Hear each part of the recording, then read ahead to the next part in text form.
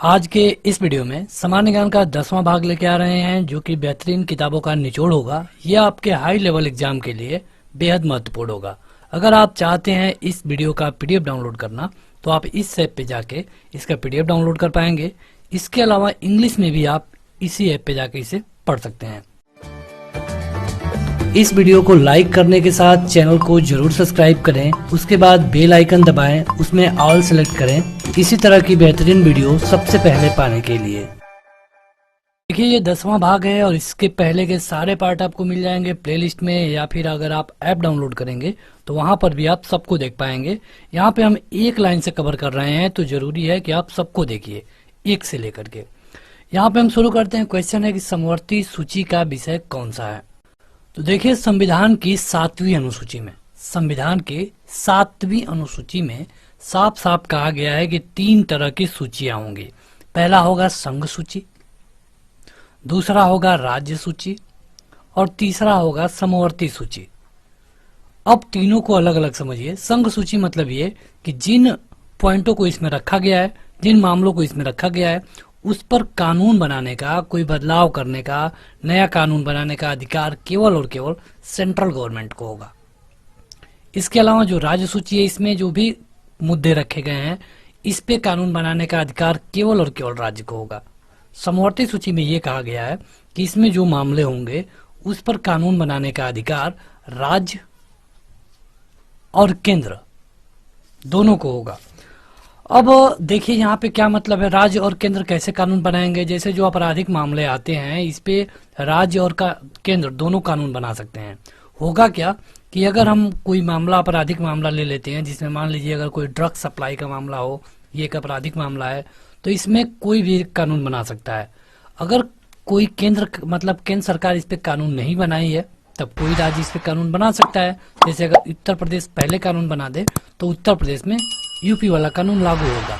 लेकिन अगर इसी से मिलता जुलता कोई कानून केंद्र सरकार बना देती है, तो उत्तर प्रदेश वाला कानून खत्म हो जाएगा। उत्तर प्रदेश को भी केंद्र सरकार वाला कानून मानना पड़ेगा। तो ये है। अगर हम यहाँ पे पॉइंटों की बात करें कि जैसे कि संघ में बताइए कि कौन कौन से है, तो जैसे कि आप देखते हैं रेलवे देखते हैं, तो रेलवे वाले जो भी सेक्शन है ये सारे संघ सूची में है। और इसके अलावा करेंसी पर, रुपया पर, रक्षा पर, इसके अलावा विदेश मंत्रालय पर, वायु मार्ग पे, टेलीफोन पे, डाक पे, ये सारे जो विभाग हैं, इन पे कानून बनाने का अधिकार केवल और केवल केंद्र सरकार को है। राज्य सरकार इस पे कानून नहीं बना सकती है।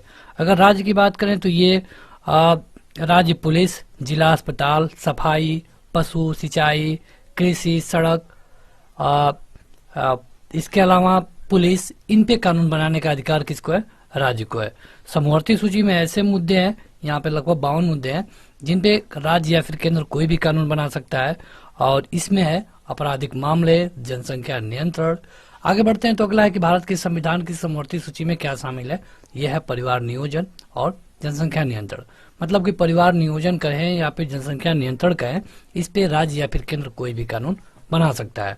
उसी तरह जो शिक्षा है, शिक्षा पर भी स्टेट या फिर सेंट्रल गवर्नमेंट कोई भी कानून बना सकती है। अब बस एक चीज यहाँ पे कई सारे लोगों को कंफ्यूजन होती है कि अगर कोई राज्य भी बना दे और केंद्र भी बना दे तो क्या होगा। तो जब पहले से केंद्र सरकार बनाई होगी उस मुद्दे पे कानून, तो राज्य बनाएगी ही नहीं। और अगर राज्य बनाती भी है तो वही लागू होगा जो कि केंद्र सरकार ने बनाया है। अगर केंद्र सरकार ने नहीं बनाया है तो राज्य वाला ही लागू होगा तब तक जब तक कि केंद्र सरकार ना बना दे। अगला है कि शिक्षा जो प्रारंभ में राज्य सूची का हिस्सा था, बाद में उसे समवर्ती सूची में स्थानांतरित कर दिया गया। ये किस संविधान संशोधन के तहत हुआ? ये हुआ 42वें संविधान संशोधन के तहत, जो हुआ था 1976 में। ये आपको जरूर याद रखना है। अब यहाँ पे देखिए सही कथन दिया गया है। अब यहाँ पे परीक्षा में पूछा जाता है कि बताइए कि इनमें से कौन सही है कौन गलत है, लेकिन यहाँ पे सब सही है। भारत की संसद किसी कानून विशेष को भारत के संविधान की 9वीं अनुसूची में डाल सकती है। बिल्कुल सही है, संसद को यह पावर है। भारतीय संविधान के वे प्रावधान जो कि शिक्षा पर प्रभाव डालते हैं, यह है राज्य की नीति निर्देशक तत्व, जो कि आयरलैंड से लिया गया है।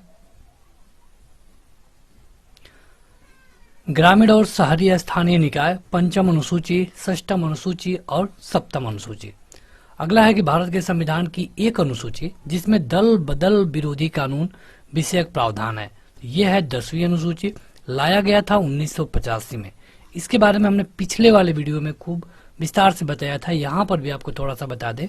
पहले होता क्या था कि लोग आसानी से एक पार्टी को छोड़ करके दूसरे पार्टी में चले जाते थे। मतलब वो जीते हैं दूसरे के सिंबल पे, जीतने के बाद चले गए दूसरे के सिंबल में, उनको पैसा मिल गया। इसे रोकने के लिए 1985 में 10वीं अनुसूची में एक कानून लाया गया जिसको कहा गया दल बदल विरोधी कानून। इसमें होगा क्या कि आप जिस पार्टी के हैं, जैसे आपके पार्टी से अगर 50 सांसद या फिर विधायक जीते हैं तो आप अकेले किसी और पार्टी में नहीं जा सकते हैं। अगर आप जाते हैं तो आपको इस्तीफा देके जाना होगा, और अगर आप इस्तीफा देकर नहीं जाएंगे, आपका इस्तीफा मंजूर नहीं हुआ, तो उस समय आपकी सदस्यता भी जा सकती है और आप अगले 6 साल तक चुनाव नहीं लड़ पाएंगे। हालांकि इसे कोर्ट में चैलेंज किया जा सकता है, लेकिन नियम यही है। अब इसमें नियम ये बनाया गया कि अगर आपके पास आपकी पार्टी के 50 लोग जीते हैं तो आपको कम से कम 1/3 यानी कि 17 लोगों को एक साथ लेके जाना होगा। मतलब कि अगर 1, 2, 3, 4 या फिर 16 तक के लोग जाएंगे दूसरी पार्टी में तो सब के सब मतलब उनकी सदस्यता चली जाएगी। लेकिन अगर 17 या फिर उससे अधिक लोग जाते हैं तो सदस्यता नहीं जाएगी। यह है दल बदल विरोधी कानून, 1985 में लाया गया था, 10वीं अनुसूची में है, ये आप याद रखिए, यही आपके काम का है। भारतीय संविधान की 7वीं अनुसूची के तहत संघ सूची में क्या क्या डाला गया है। संघ सूची मतलब कि जिसपे कानून बनाने का अधिकार केवल और केवल सेंट्रल गवर्नमेंट को है, यह है बैंकिंग, बीमा और जनगणना। वह विषय जो कि भारतीय संविधान की संघ सूची से संबंधित है। संघ सूची मतलब कि सेंट्रल गवर्नमेंट वाली, यह है रक्षा, विदेशिक मामले और रेलवे। तो बढ़ते हैं आगे। अगला है कि पंचायती राज विषय किसमें सम्मिलित है। तो जाहिर सी बात है, पंचायती राज मतलब कि प्रधानी, ग्राम प्रधान, ब्लॉक प्रमुख, जिला पंचायत, ये सब आते हैं राज्य सूची में। क्योंकि जो आप ग्राम प्रधान देखते हैं ना, इनका चुनाव कराने का पावर स्टेट गवर्नमेंट को ही होता है, तो जाहिर सी बात है कि राज्य सूची में आएगा। देखिए कई बार होता क्या है कि मान लीजिए भले ही वो मुद्दा राज्य सूची में है, राज्य उस पर कानून बनाएगा, लेकिन उस राज्य में राष्ट्रपति शासन लग गया है। अगर उस राज्य में राष्ट्रपति शासन लग गया है तो इस पे कानून बनाने का अधिकार संसद को मिल जाता है। यानी कि अब इस पे कोई मुद्दा बहुत जरूरी है तो इस पे संसद कानून बना सकती है और वो लागू होगा। वह विषय जो कि भारतीय संविधान की 7वीं अनुसूची के तहत समवर्ती सूची में यानी कि सूची के तीसरे वाले में रखा गया है, ये क्या है, तो ये है दंड प्रक्रिया संहिता, मतलब कि जिसको हम आईपीसी बोलते हैं। अगला है कि विवाह विच्छेद और गोद लेना, यह संविधान की 7वीं अनुसूची में सम्मिलित किया गया है। आपको बताना है कि किस सूची में, तो ये है समवर्ती सूची में। मतलब कि विवाह पे कानून बनाने का अधिकार राज्य को भी है, चाहे विवाह हो, विवाह विच्छेद हो या फिर गोद लेने की प्रक्रिया हो। पंचायतों को संवैधानिक दर्जा दिया गया है किस आर्टिकल के तहत, तो यह है आर्टिकल 243। अगला है कि सरकारों के द्वारा शुल्क एवं कर लगाने का अधिकार दिया गया है किस सूची में, तो यह है 7वीं अनुसूची में। और किसी भी शुल्क को लगाने के लिए, जैसे कई तरह के शुल्क हैं, उनको लगाने का अधिकार कई है। जैसे कि अगर हम स्टाम्प की बात करें तो राज्य सरकार है, और भी कई शुल्क है उनको केंद्र सरकार वसूलती है। भूमि सुधार के विषयों के तहत आता है, मतलब अगर भूमि सुधार में कोई कानून बनाना हो तो कौन कानून बनाएगा, ये बनाएगा हमेशा और हमेशा राज्य सरकार। भारत के संविधान में विभिन्न राज्यों के अनुसूचित क्षेत्रों के प्रशासन और नियंत्रण के लिए विशेष उपबंध है किस अनुसूची में, तो यह है 5वीं अनुसूची में। यहाँ से क्वेश्चन पूछे ही जाएंगे आपके परीक्षा में, काफी हार्ड क्वेश्चन है ये। अगर आप इससे आसान चाहते हैं तो लुसेंट या फिर स्पीडी वाले वीडियो आप देख सकते हैं, जिनका लिंक आपको वीडियो के डिस्क्रिप्शन में और चैनल के प्लेलिस्ट में मिल जाएगा। भारतीय संविधान की 6ठी अनुसूची जिन राज्यों के जनजातीय क्षेत्रों के प्रशासन से संबंधित है वो कौन सा है, मतलब कि 6ठी अनुसूची में किन राज्यों को रखा गया है, यह है असम, मेघालय, त्रिपुरा और मिजोरम, ये सारे पूर्वी राज्य हैं। आगे बढ़ते हैं तो देखिए यहाँ पे कुछ अनुच्छेद दिए गए हैं और उनके संबंधित विषय दिए गए हैं। परीक्षा में इसे पूछा जाता है मिलाने के लिए, लेकिन यहाँ पे जो दिया गया है वो मिला मिलाया है। जैसे आर्टिकल 124 में क्या होता है, यह है संघीय न्यायपालिका के बारे में बताया गया है। आर्टिकल 5 में क्या बताया गया है, नागरिकता के बारे में। ये किस भाग में है, तो भाग 2 में, ये भी आप जानिए। भाग 2 में 5 से 11 तक आता है, आर्टिकल 5 से 11। भाग 3 में 12 से 35। चलिए कमेंट करके बताइए भाग 4 में किस आर्टिकल से लेके किस आर्टिकल तक का आता है। अगर आपको पता है तो कमेंट करके जरूर बताएं। आर्टिकल 352, तो ये है राष्ट्रीय आपातकाल। आपातकाल 3 तरह के होते हैं, 352, 356 और 360। सही सुमेलन इस प्रकार है। यहाँ पे देखिए केंद्र सूची है और यहाँ पे जनगणना है। जनगणना पे कानून बनाने का अधिकार किसको है? केवल और केवल सेंट्रल गवर्नमेंट को। राज्य सूची पे कानून बनाने का अधिकार राज्य सूची पे पुलिस पे बना सकती है और सार्वजनिक व्यवस्था पे। समवर्ती सूची में देखा जाए तो जनसंख्या नियंत्रण है और परिवार नियोजन, मतलब कि जनसंख्या नियंत्रण और परिवार नियोजन पे कोई भी कानून बना सकता है, चाहे राज्य हो या चाहे केंद्र। अवशिष्ट विषय क्या होते हैं? जैसे कि देखिए, जब संविधान बनाया गया तो उस समय कुछ ऐसे प्रॉब्लम्स थे जो कि उस समय तो थे नहीं लेकिन बाद में आ गए। जैसे कि 1950 की बात है, उस समय ड्रग्स वाला मामला नहीं था। इसके अलावा और भी कई ऐसे मामले हैं जो कि उस समय नहीं होंगे और बाद में जब समय आगे बढ़ता गया तो जरूरत लगने लगी कि अरे इस मुद्दे को तो कहीं पर नहीं रखा गया है, ना तो इसे राज्य के बारे में कानून बनाने के लिए कहा गया है, ना तो इसे सेंटर के लिए कानून बनाने के लिए कहा गया है, तो आखिर इस पे कानून कौन बनाएगा? तो कहा गया है संविधान में कि जिन मुद्दों को किसी के पाले में नहीं रखा गया है उन मुद्दों को कानून बनाने का अधिकार केवल और केवल केंद्र के पास होगा। जैसे कि उस समय अंतरिक्ष अनुसंधान नहीं था, बाद में जब ये आया तो इस पे कानून बनाने का अधिकार और केवल सेंट्रल गवर्नमेंट को मिल गया। मतलब कि वो सारे मुद्दे जिनकी बात संविधान में नहीं की गई होगी, अगर उन पे कानून बनाने की जरूरत पड़ती है तो वो पावर केवल और केवल सेंट्रल गवर्नमेंट के पास होगा।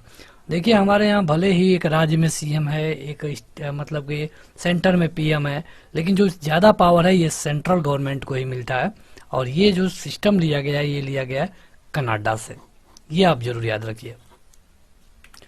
आगे बढ़ते हैं तो अगला है कि संविधान की 11वीं अनुसूची किसके बारे में है? तो ये है पंचायती राज से। पंचायती राज पे कौन कानून बनाएगा? स्टेट, केवल स्टेट। राष्ट्रपति की सिफारिश के बगैर कोई विधेयक जो कर लगाता है विधायिका में नहीं रखा जा सकता है। यह प्रावधान भारत के संविधान के तहत आता है। इसको आर्टिकल 117 में बताया गया है। मतलब कि बिना प्रेसिडेंट के साइन के कोई मतलब कि कैसे कानून बन सकता है। वित्त विधेयक आप जान सकते हैं, तो वित्त विधेयकों के बारे में 117 में बताया गया है। भारतीय संविधान में अखिल भारतीय सेवाओं का प्रावधान किया गया है किसमें? तो ये है अनुच्छेद 312। देखिए, सारे क्वेश्चन बेहद महत्वपूर्ण है, आप किसी भी क्वेश्चन को छांट नहीं सकते हैं और जरूरी है कि ये जो पूरी सीरीज है आप उसे देखिए। हाँ, इस सीरीज की कुछ कंबाइंड वीडियो भी आएगी, कंबाइंड पीडीएफ भी आएंगी। कंबाइंड वीडियो क्या कहने का मतलब है कि आपको 5 या फिर 10 वीडियो को मिला करके एक ही वीडियो मिलेगा। ये सारे वीडियो आपको एप्लीकेशन पे मिलेगा और वहाँ जो आपको कंबाइंड पीडीएफ मिलेगा, जैसे कि एक ही पीडीएफ में आपको 5000, 2000, 1000 क्वेश्चन मिलेंगे, वो सारी पीडीएफ आपको ऐप में पेड पीडीएफ का सेक्शन है, वहां पर आप पा सकते हैं। तो अभी ऐप डाउनलोड करें, ऐप का लिंक वीडियो के डिस्क्रिप्शन में मिल जाएगा। अगला है कि भारत के संविधान में 5वीं अनुसूची और 6वीं अनुसूची में वो बंद किए गए हैं। किस बारे में? तो 5वीं में किया गया अनुसूचित क्षेत्र, अनुसूचित जनजाति। 5वीं में वैसे जनजाति के बारे में है और 6वीं में अनुसूचित क्षेत्र और जनजाति दोनों के बारे में है। भारत की संसद किसी कानून विषय को संविधान की किस अनुसूची में डाल सकती है? यह है 9वीं अनुसूची, मतलब कि संसद को यह पावर है। अंतरराज्यीय व्यापार एवं व्यवसाय की स्वतंत्रता नियत की गई है आर्टिकल 301 से। मतलब कि आप किसी भी राज्य से किसी भी राज्य में जाकर कानून मतलब कि व्यापार कर सकते हैं। कुछ जगह थोड़ी लिमिटेशन है लेकिन अधिकतर जगह आपको छूटें मिलती है।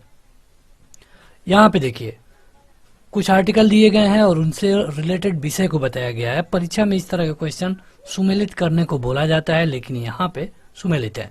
जैसे निर्वाचन आयोग, ये आर्टिकल 324 के तहत आता है। इस पर कानून बनाने का अधिकार केवल और केवल संसद को है, केवल और केवल संसद को, यानी आप कह सकते हैं कि सेंट्रल गवर्नमेंट को। अनुच्छेद 39 से समान न्याय एवं निःशुल्क विधिक सहायता। अनुच्छेद 40 ग्राम पंचायतों का गठन, ये स्टेट के पाले में है। अनुच्छेद 44 समान नागरिक संहिता, ये सेंट्रल के पाले में है। अनुच्छेद 245 विधायी शक्तियों का विवरण। यहाँ पर देखिए जो वन है, वन को समवर्ती सूची में रखा गया है। मतलब कि वन पे अगर कोई कानून बनाना हुआ तो चाहे राज्य बना दे चाहे केंद्र। अगर केंद्र नहीं बनाया है तो राज्य का कानून लागू होगा, और अगर राज्य भी बनाया है और केंद्र भी बनाया है तो केंद्र का कानून लागू होगा। डाकघर बचत बैंक पे ये संघीय सूची में है, मतलब कि इस पे केवल केंद्र कानून बनाएगा और जन स्वास्थ्य पे कानून बनाने का अधिकार केवल और केवल राज्य सरकार को है। उसी तरह यहाँ पे सूची है अनुच्छेद 14 के तहत क्या बताया गया है, तो ये है समानता का अधिकार। अनुच्छेद 15 पे आपने एक मूवी भी देखी थी आर्टिकल 15, तो उसमें भी इसी तरह का कुछ है। अनुच्छेद 36 ये राज्य की परिभाषा दी गई है, नीति निर्देशक तत्व हैं, ये आपको भाग 4 में मिलते हैं। जो संविधान है उसके भाग 4 में मिलता है 36 से 51 तक। तो 36 से ये राज्य की परिभाषा देता है, ये नीति निर्देशक तत्व है। क्या आप बता सकते हैं कि हमने भारत के संविधान में नीति निर्देशक तत्वों को कहां से लिया है? क्या बता पाएंगे किस देश से? ये आप हमें कमेंट करके जरूर बताइएगा।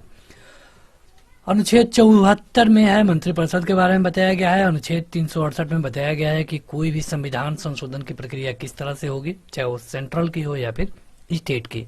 वित्त आयोग के बारे में बताया गया है आर्टिकल 280 में। वित्तीय आपातकाल के बारे में बताया गया है आर्टिकल 360 में। एक आपातकाल होता है जब राज्य की जो सरकार होती है उसको हटा दिया जाता है या फिर कुछ समय के लिए सस्पेंड किया जाता है, वो भी एक आपातकाल कहा जाता है। क्या आप बता पाएंगे कि इसका आर्टिकल कौन है? अगर आपको हिंट दे दे तो ये 350 से लेके 360 के बीच में है। कमेंट करके बताइएगा कौन सा है वो जिसके बारे में हम बात कर रहे थे। यहाँ पे देखिए विधानतः नए राज्य को शामिल करने